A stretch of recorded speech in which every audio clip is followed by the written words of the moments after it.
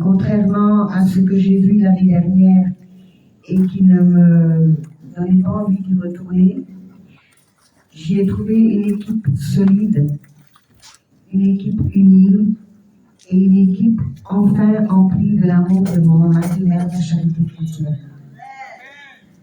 Les enfants du Canada sont descendus pendant une semaine, la première semaine, où nous avons travaillé sur la paroisse.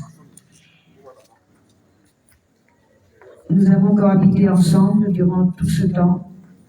Nous étions dans une maison que le responsable de New York avait louée. On était plus ou moins une dizaine dans la maison. Donc, mon mari a été constamment avec nous. Quand je suis arrivée, c'est seulement le lendemain après la messe, qui avait lieu à 14h, que j'ai pu rencontrer le Père Joseph.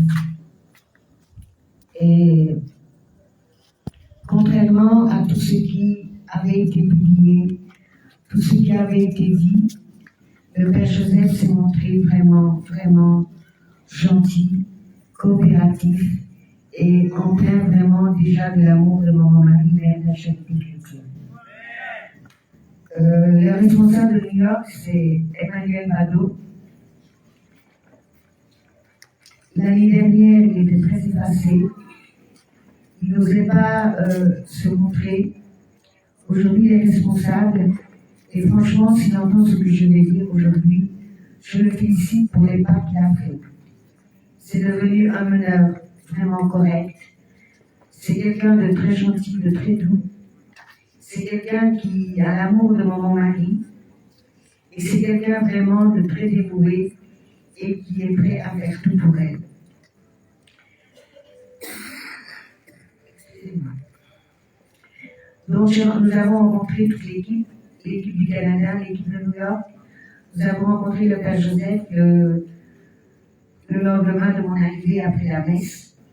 L'entretien durait plus ou moins 1h30, où nous lui avons remis les cadeaux que l'oratoire lui avait offerts. Il était très content. Et durant cette réunion, il nous a proposé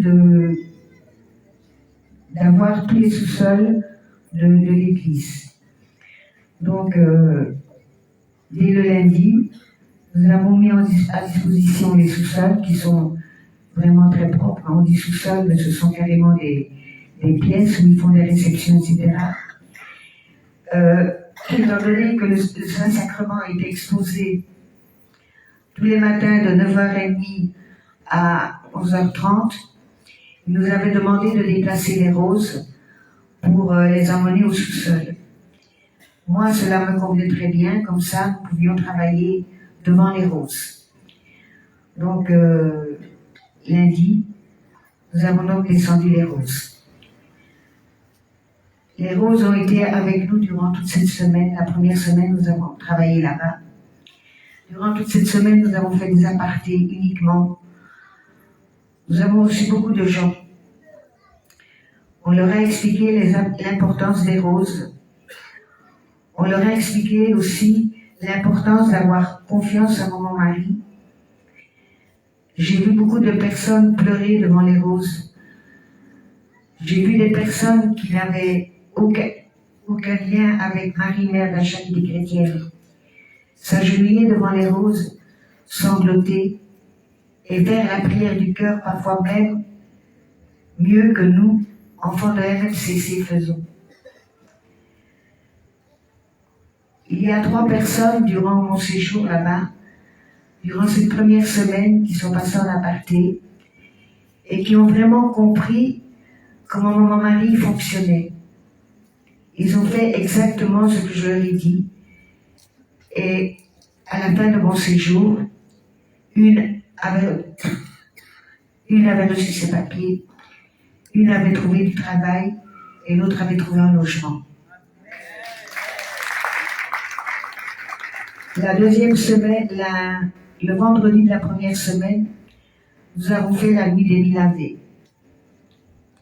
Évidemment, on ne peut pas dire qu'on était nombreux, on était quand même une 50aine. C'est une nuit qui n'a rien à voir avec ce que nous faisons ici.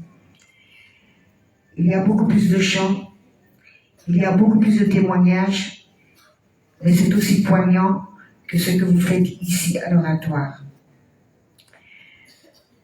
Le dimanche suivant, nous avons été donc trouver le prêtre pour le remercier de nous avoir prêté ses locaux. Et la dernière semaine avant mon départ, nous avons fait des visites aux malades. J'ai encore fait des apartés, mais ça s'est surtout basé sur des visites aux malades. Nous avons rencontré des personnes qui avaient des cancers du sein, une personne qui, du jour au lendemain, est subitement tombée malade. Et ça, c'est spirituel, parce que les médecins n'ont jamais rien trouvé. Nous avons aussi rencontré des personnes en stade terminal, donc qui allaient mourir. Je peux dire que les 2 semaines que nous avons faites ont été riches de travail, d'enseignement et d'amour de l'autre. Je voudrais vous parler comme je leur ai parlé. Et j'ai dit à Jean-Philippe la dernière fois que c'est vrai que la Vierge me demande de me taire, mais je pense qu'au moins une fois par mois, il faut que je vous parle. Parce qu'il y a beaucoup de choses qu'on ne comprend pas, il y a beaucoup de choses qu'on fait qui ne plaisent pas à mon mari. J'en reviens sur la prière du cœur.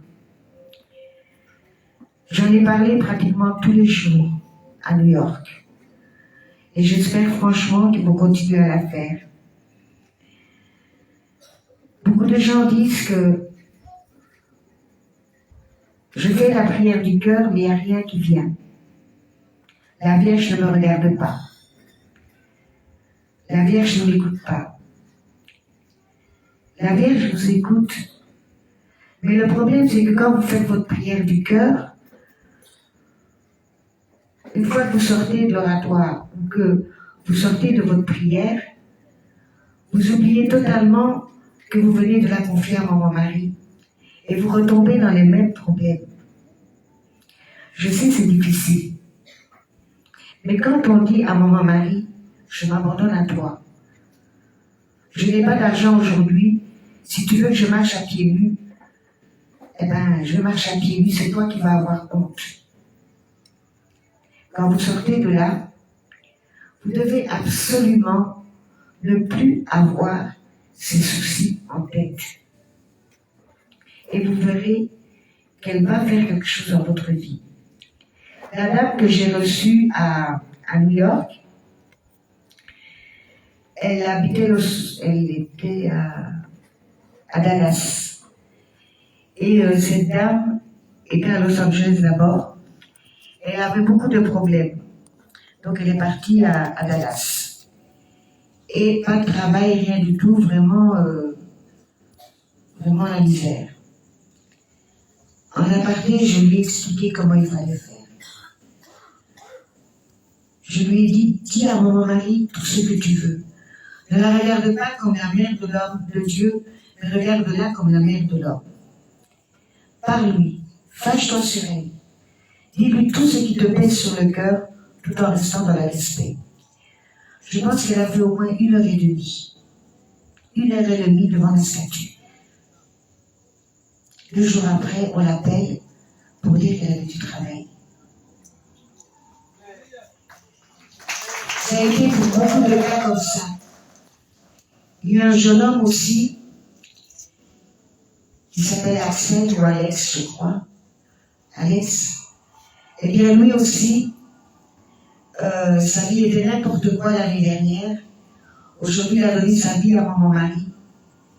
Et quand je l'ai vu l'année dernière, c'était vraiment une épave. Je ne l'ai pas reconnu cette année-ci. Il ne parle que de mon mari. Il mange mon mari. Il dort mon mari. Il se lave mon mari. Il a changé du tout pour tout. C'est sans faire confiance en Marie-Mère de la Charité chrétienne. Alors, il y en a un qui s'appelle Kennedy. Kennedy, si tu m'écoutes, excuse-moi. Je vais raconter ton histoire. Kennedy est camerounais.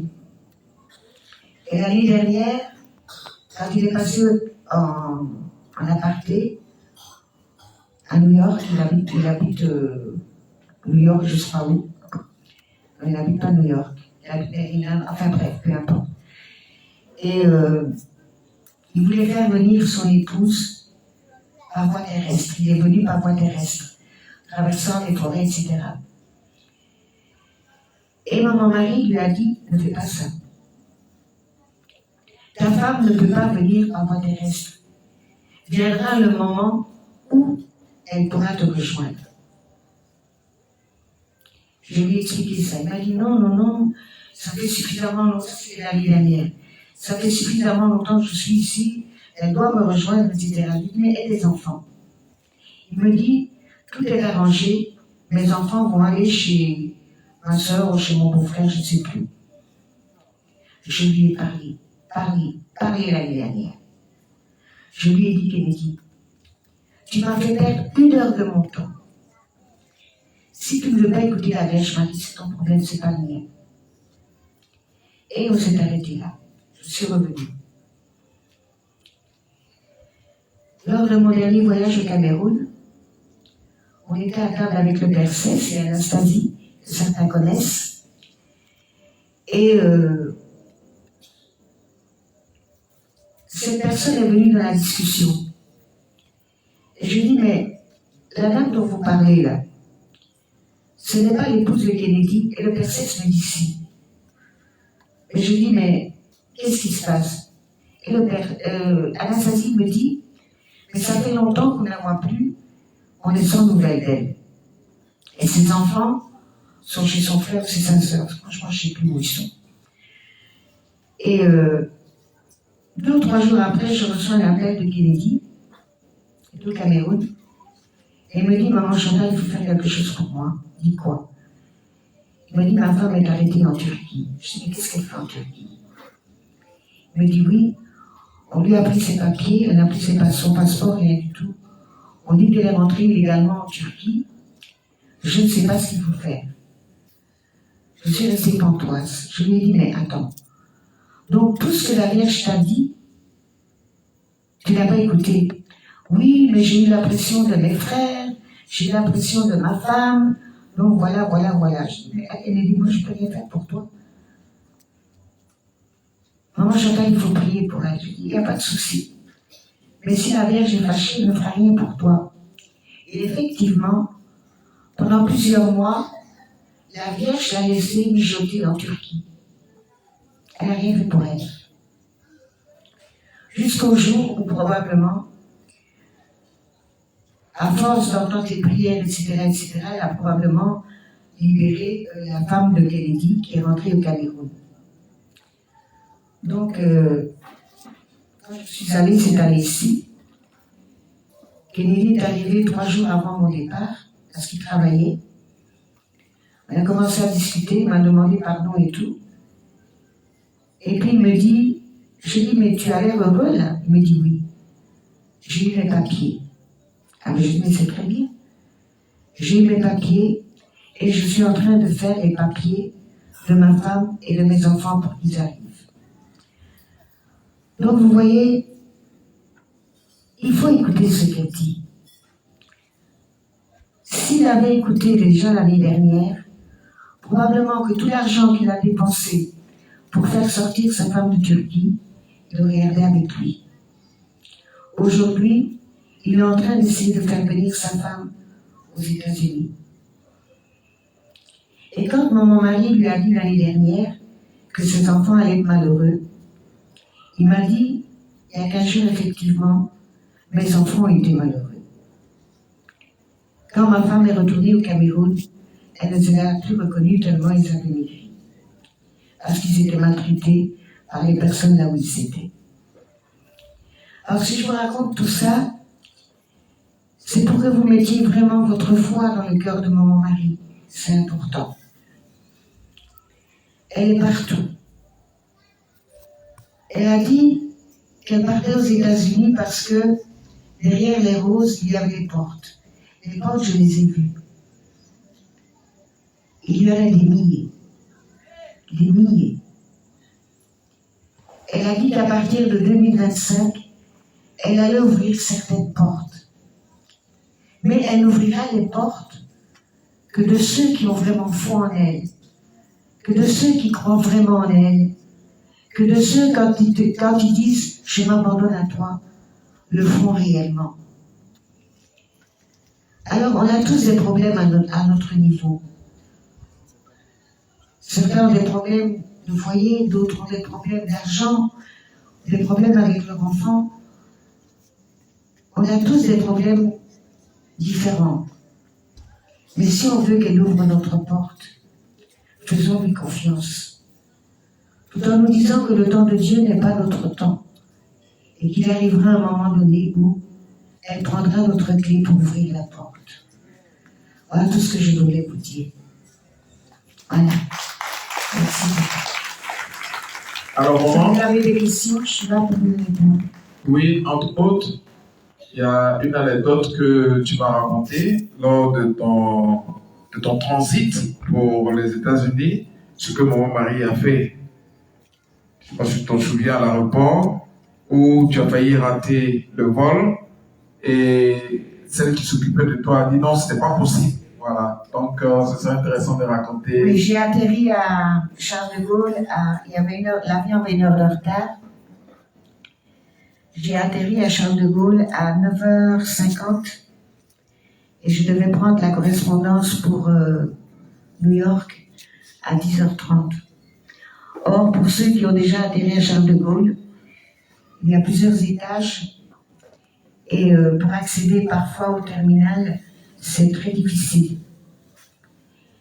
Et quand je suis sortie de l'avion, il était 10h. Bon, j'avais une assistance et j'ai dit à l'assistance, je dois prendre mon vol dans 30 minutes. Elle me dit, madame, c'est pas possible. Vous allez prendre l'avion suivant. J'ai dit, non. Ce vol-là, je vais le prendre. Elle me dit, mais nous sommes au premier, nous sommes au 3e. Nous devons descendre au premier.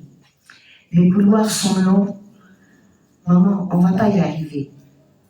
Je dis, mais on va essayer. On a essayé.